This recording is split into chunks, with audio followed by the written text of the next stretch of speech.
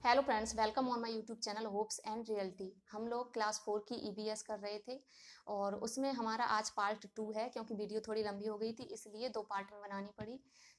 बात करते हैं हम लोग, हमारा चैप्टर है फूलों की घाटी। फूलों की घाटी में फूलों की बातें होंगी आज। तो फूलों की घाटी जो है वो उत्तराखंड में है। अगर हम बात करें मधुबनी चित्रकला की तो ये बिहार में फेमस है। बिहार में एक मधुबनी नाम का जिला है, वहीं से ये फेमस हुई है। और वहाँ क्या करते हैं कि त्योहार खुशी के अवसर पर हम लोग दीवारों पर आंगन में चित्र बनाते हैं। और ये चित्र बनाते किससे हैं? पिसे हुए चावल हो सकते हैं और उसी के घोल में पेस्ट जो बनाते हैं उसी में रंग मिलाकर बनाए जाते हैं। रंग बनाने के लिए हम नेचुरल चीज़ों का यूज करते हैं, जैसे कि नील है, हल्दी है, पेड़, फूल, इन सब के रंग का प्रयोग करते हैं। इसके बाद बात करते हैं कि चित्र होते किसके हैं। तो चित्र जो है वो किसी इंसान के हो सकते हैं, जानवर के, पेड़ हो सकता है कोई, या फूल, पक्षी, मछली, कोई भी जीव हो सकते हैं। आगे बात करते हैं कि कुछ फूलों को हम खाते भी हैं, जैसे कि कचनार के फूलों की सब्जी जो है वो यूपी में बनाई जाती है। केले के फूलों की सब्जी जो है वो केरल में बनाई जाती है। सहजन के फूलों के पकौड़े जो है वो महाराष्ट्र में बनाए जाते हैं। और आगे बात करते हैं कि अगर हमें कपड़ों पर कलर करना है तो कपड़ों पर कलर करने के लिए हम गुलदावरी और जीनिया के फूलों का प्रयोग करते हैं। इसके बाद है कि इत्र नगरी जो है वो कन्नौज को बोलते हैं और कन्नौज यूपी में है। नेक्स्ट है, ऐसे कौन से फूल हैं जो पेड़ों पर लगते हैं। तो ऐसे भी फूल हैं जो पेड़ों पर लगते हैं, तो आपका गुलमोहर है और कदम है।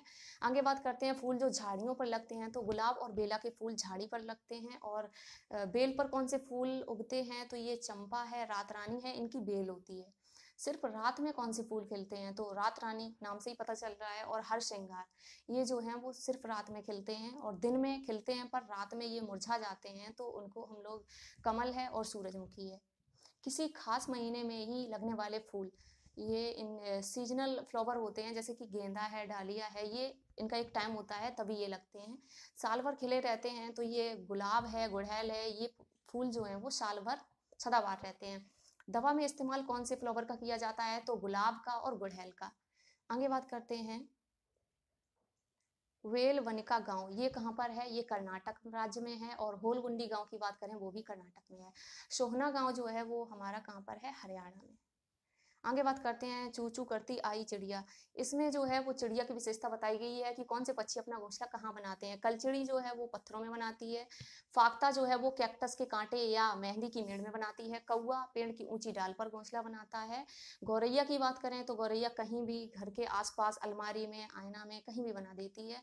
कबूतर जो है वो हमेशा पुराने मकान या खंडर वहां पर बनाता है जाके। बसंत गौरी की बात करें तो ये तने में छेद करती है और वहीं पर अपना घोंसला बना लेती है। दर्जन पक्षी की बात करें तो ये पीछे भी हमने पढ़ा था दर्जन चिड़िया के बारे में कि ये पत्तों को सिलकर जो है वो अपना घोंसला बनाती है। शकरखोरा की बात करें तो ये पेड़ या झाड़ी की डाल पर लटकता हुआ घोंसला बनाते हैं, लटकता रहता है। आगे बात करते हैं जानवरों के दांत। तो गाय के आगे के दांत जो होते हैं वो छोटे पत्तों को काटने के लिए होते हैं, छोटे होते हैं दांत वो पत्तों को काटने के लिए, और घास चबाने के लिए पीछे के दांत जो हैं वो चपटे और बड़े होते हैं। बिल्ली के दांत कैसे होते हैं? नुकीले होते हैं। आगे बात करते हैं, सांप के होते तो हाँ, अरे सांप के दांत तो नुकीले होते हैं, पर क्या है कि वो शिकार को कभी भी चबाकर नहीं खाता, पूरा निकल जाता है। गिलहरी के दांत जो हैं वो हमेशा बढ़ते रहते हैं, पर दांतों से काटने और कुतरने के कारण इनके दांत घिसते रहते हैं, काटते रहते हैं। पर्यावरण शिक्षा केंद्र जो है वो कहाँ पर है? अहमदाबाद में है। इसके बाद बात करते हैं जड़ों का जाल। जड़ों का जाल चैप्टर में रेगिस्तानी ओक की बात की गई है। ये ऑस्ट्रेलिया में पाया जाता है और इसमें पत्तियां बहुत ही कम होती हैं। जड़ें इनकी बहुत गहराई तक जाती हैं, जिससे क्या है कि ये पानी तक पहुंच जाती हैं इसकी जड़ें।